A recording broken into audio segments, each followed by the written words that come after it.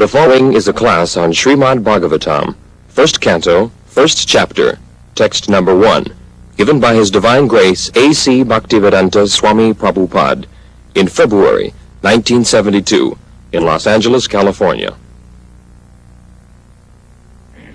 ओम नमो भगवते वासुदेवाय जन्माद्यस्य जतो अन्नया दितरतश्चार्थी अभिज्ञासरा तेनी ब्रह्म हृदा ज आदि कवये मुह्यन्ति जसूरय तेज बारी मृदांग जथा विनिमयो जत्र त्रिसर्गम मृषा धाम्ना श्रेण सदा निरस्ता कोकं सत्यं परं धीमहि.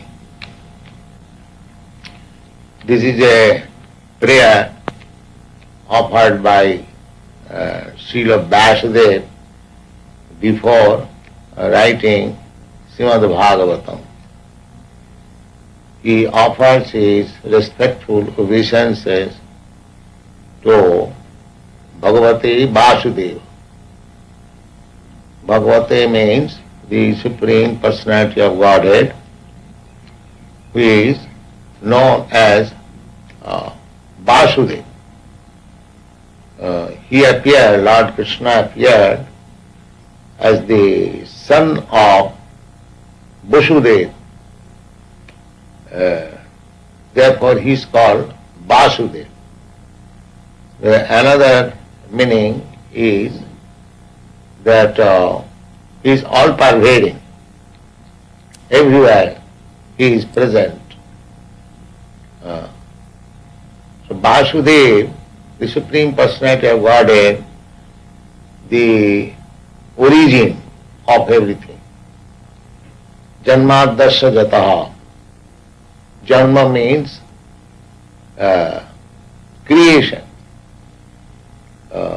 Creation of this material world, cosmic manifestation, is from Vasudeva. Janma Adi means creation, maintenance and annihilation. Anything in this material world has three features. It is created at a certain depth, it exists for a certain number of years, and then it is dissolved or annihilated. That is called Janmadhyasya, Janma Sthiti law. So everything is taking place from the Supreme Personality of God. The cosmic manifestation is also emanating from Him.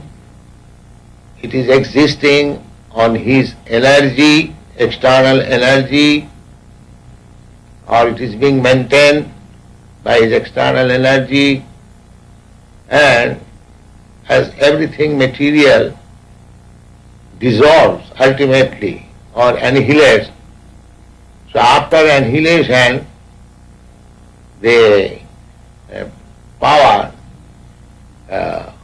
merges into Him.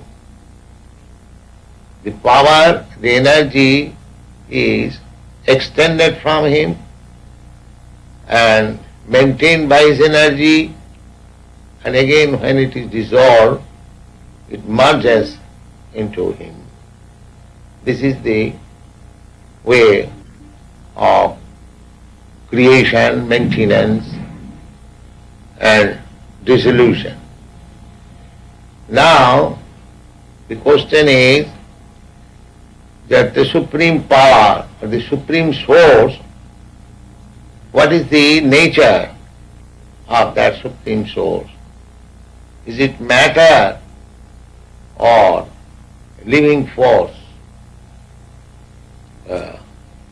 The Bhagavad says, no, it cannot be matter.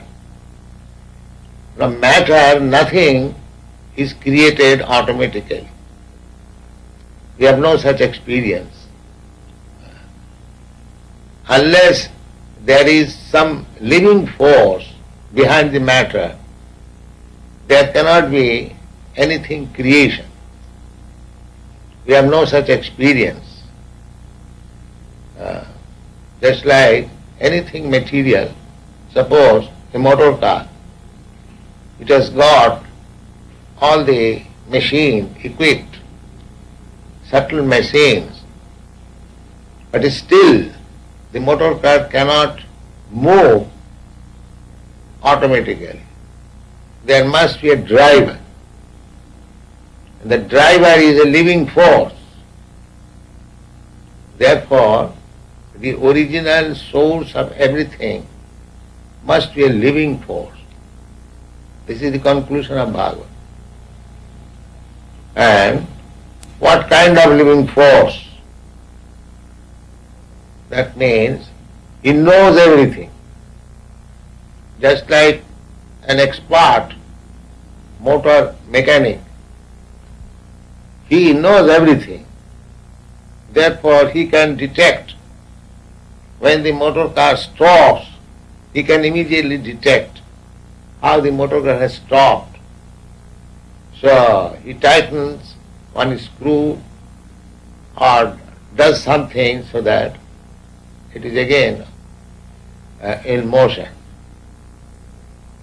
Therefore, in Bhagavad says that the original source of all emanation knows everything.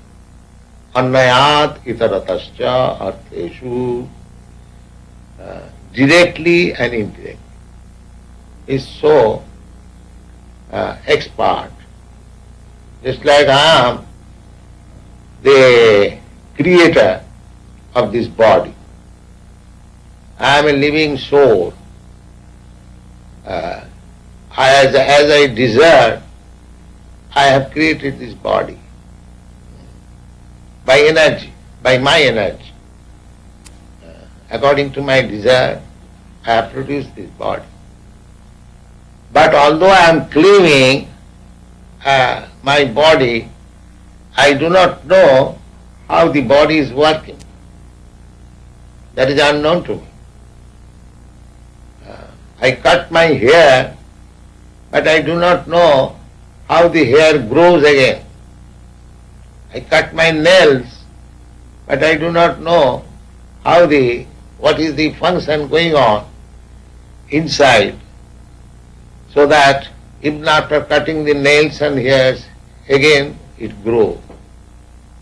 Neither I do know I am eating, I know because I am eating something substantial, it is transforming into different types of secretion within my abdomen, and the secretion is distributed.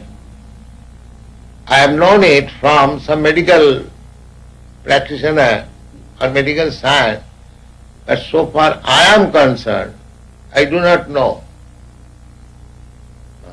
how my foodstuff is transformed into blood, how the blood is transmitted in different parts of my body, and then I get again energy.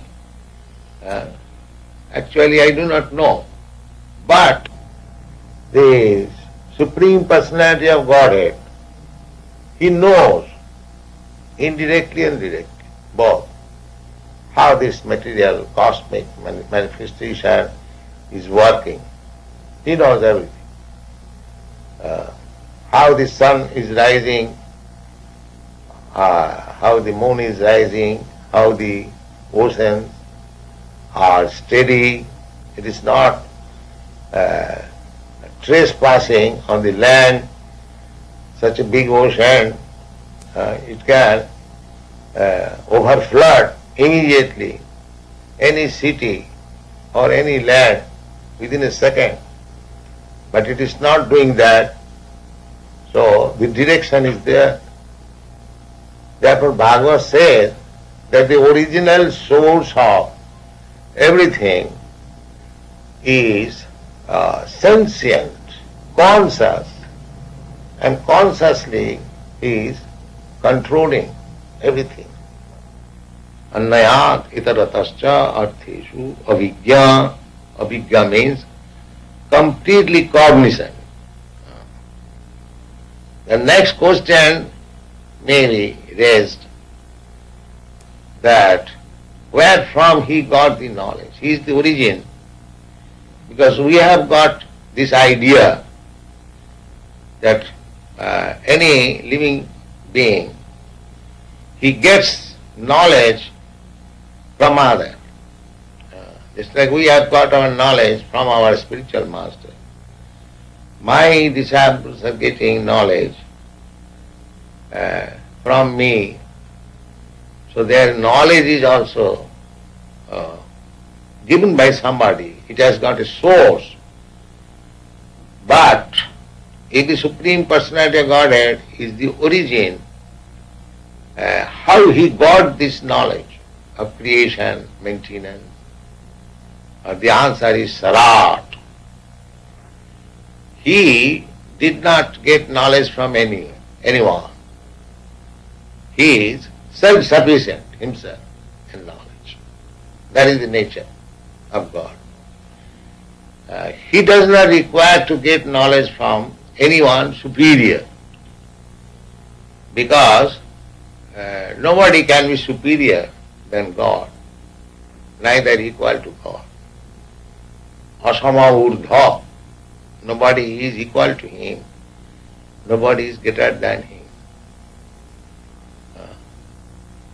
Now we have got experience that the first creature, living creature within this universe, he is Lord Brahma. So he also got knowledge without any help of others, because he is the first living creature. So there was no other living creature. So how he got knowledge? So does it mean this original source is Lord Brahma? People may question. Now Bhagavad says no.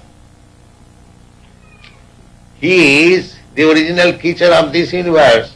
That's all right. But he is also a created being. Because the cosmic manifestation was created by God, the Supreme, and after this creation, Brahma was created. Therefore, he is a created being after the cosmic manifestation.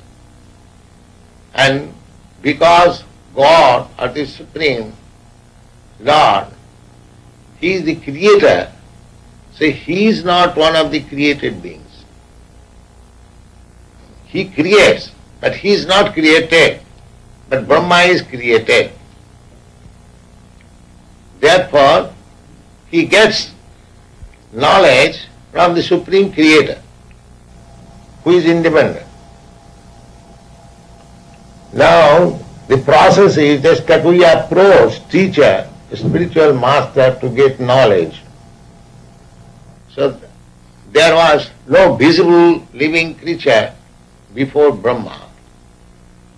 So, how he got knowledge? The answer is, Tene Brahma Rida Adikavi.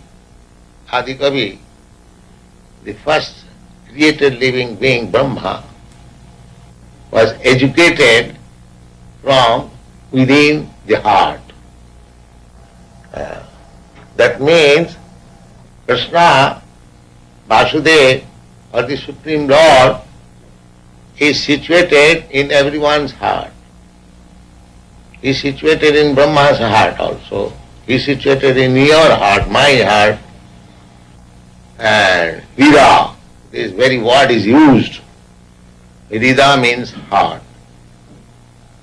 So he can educate anyone from within the heart. But why we are not aware of him? Theoretically we know, but practically in our conditioned state, we cannot understand how he is directing us. But he is direct, that's a fact.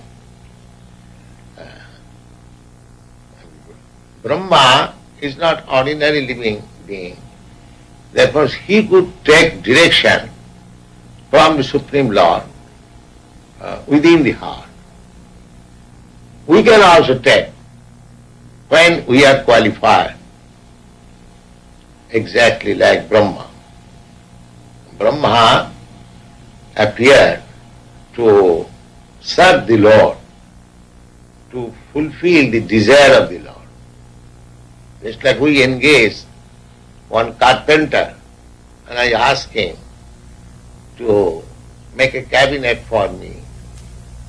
I give him the ingredients, tools or wages, and he creates a cabinet. Similarly, God created the ingredients and the manufacturer also, and Brahma created this universe. But he is not the original creator. The original creator is Krishna. As such, the original proprietor is also Krishna, because he has created the ingredients. Actually, when we work in practical field, the ingredients we cannot create. We suppose we construct a very high skyscraper building, but the ingredients, namely the earth, stone, wood, iron, which are the ingredients of the house, that we cannot create. That is created by God. We simply transform. We take earth, dirt from the earth and mix it with water. The water is created by God. The earth is created by God. Then we mix it and make a lump like brick and put it in the fire. The fire is also created by God. In this way, if we study scrutinizingly, the ingredients and the materials which we are handling, they are not our creation. They are creation of God. We simply handle them. But because we handle them, it does not become our property. This is sense. Suppose I am worker, I am handling some other things, materials, and preparing something. That does not mean when the thing is manufactured, complete, it becomes my property. No. How it can be?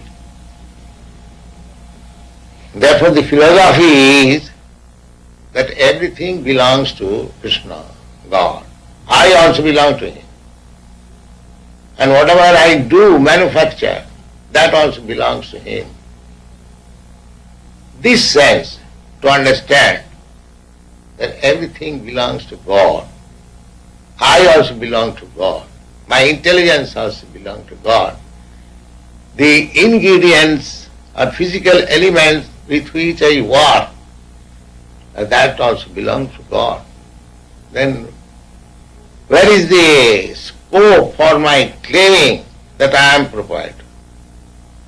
This is called illusion. So this Krishna consciousness movement is meant for reviving the original consciousness of the human society, because in the cats and dogs or animals, such consciousness cannot be invoked. They are so dull and in the lowest stage of consciousness. It is not possible for them to understand anything beyond their body. Animal thinks that he is a particular type of body. A dog thinks that that body is he. He has no other knowledge. But a man can understand that I am not this body, I am working with this body. It's like I am working with my hand. That does not mean I am hand. I am walking with my legs. It does not mean I am leg. I am walking with the help of the hands and legs. Instrumental. Therefore, the instrument is not identified with me. This knowledge can be achieved by a human being. A dog, a cat cannot understand. Therefore, the conclusion is that this knowledge, this is called Gyan. That Gyan means one who knows that I am not this body. The animals, they have no knowledge that they are not this body. But a man, by cultivation of knowledge, by nice analysis, whether I am this body or not, whether I am this hand, whether I am this leg, whether I am this head, in this way, by analytical study, we can come into the conclusion that I am not this body. And I am changing body. Therefore I am eternal. The body is temporary. So I am giving up one type of body, accepting another type of body. In this way, at the present state, I am conditioned.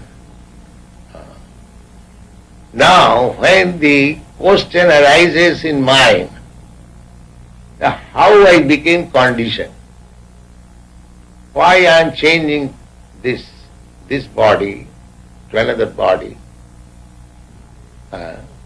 why, if I am eternal, that also I can understand, that I have changed so many bodies, but I know I had a childhood body, babyhood body. That body is gone, but I am existing. Therefore the conclusion should be that I am eternal, the body is not eternal. That is confirmed in the Bhagavad Gita. Antavattu ime deha. Deha means body. They are antavat. Antavat means finishable. At a certain date it will finish. Antavattu ime deha nitya sokta sarina. But the proprietor of the body, the living soul, living being, is eternal. Nitya sukha sarina. So these things are very nicely explained in Bhagavad Gita and other Vedic literature. So we are making an attempt to push this Vedic literature to the human society who are still unaware of the vast treasure of knowledge lying in Vedic literature. We are therefore translating all these authentic literatures into English. We have already got about 24 books, small and voluminous also. This book is one of the part. It is Srimad Bhagavatam, first part of the first canto, and there will be 60 volumes like this to complete the whole Bhagavad literature. So we have completed almost 20, and if Krishna permits, we shall finish the other 40 volumes also. So this Krishna consciousness movement is not a sentimental, religious type of faith. It is the actual function of the human society. For want of this knowledge, Krishna consciousness, there are things topsy-turvy. People do not know how to adjust things. They are busy with material comforts, but as we have explained, that material comforts also needed for the upkeep of the body, but that does not mean we shall forget our real business. It's like I am taking service from a motor car, but that does not mean to keep the motor car in good condition is my business. That is one of my business, but my real business is how to live. So similarly, a living entity has got this vehicle. It is just like a motor car. We have got this body, means it is like a vehicle. It is stated in the Bhagavad Gita. Prakite kriyamanani gunai karmani sav. Brahman sarvabhutani jantrarurani maya. It is said in the Bhagavad Gita. Ishara sarvabhutanam riddesha arjuna tishtati. This body is just like a car. The driver is there, and the proprietor of the car is also there. The proprietor of the car is giving direction to the driver that you go this way, you go that way, and driver is driving. Similarly, this motor car, a body, is occupied by two souls.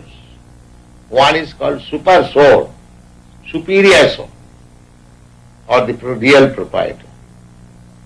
And the another is individual soul. They are sitting together. And the superior soul, or Paramatma, he is giving direction to the driver. You go this way and that way. Jantra rurhani maya. Jantra means a machine vehicle. This body is just like a machine vehicle, like a motor car. So, I am sitting there and I am carried by the vehicle under the direction of the super soul. So, actually, I am helpless. But that does not mean I am helpless, does not mean I have no responsibility. I have got responsibility. I accepted this body under some hallucination that I shall be happy. So in this way, if we study Srimad Bhagavatam, we get real knowledge of our position, and then the mistaken way of our life can be checked, and the human society will be in perfect peace and order.